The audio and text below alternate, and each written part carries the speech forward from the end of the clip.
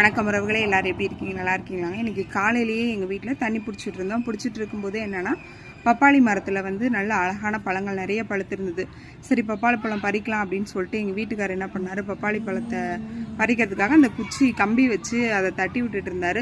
2 பழம் நல்ல பெரிய பெரிய பழமாக இருந்தது. பறிக்கும்போது ஒரு பழம் கேட்ச் பிடிச்சி கீழே இறக்கி வச்சாச்சு. இன்னொரு பழம் பறிக்கும்போது அது அப்படியே எங்கள் வீட்டுக்காரோடைய விரலில் கரெக்டாக விழுந்துருச்சு. விழுந்த உடனே அந்த விழுந்த ஃபோர்ஸில் அப்படியே விரல் வந்து உடனே வீங்கிக்குச்சுங்க.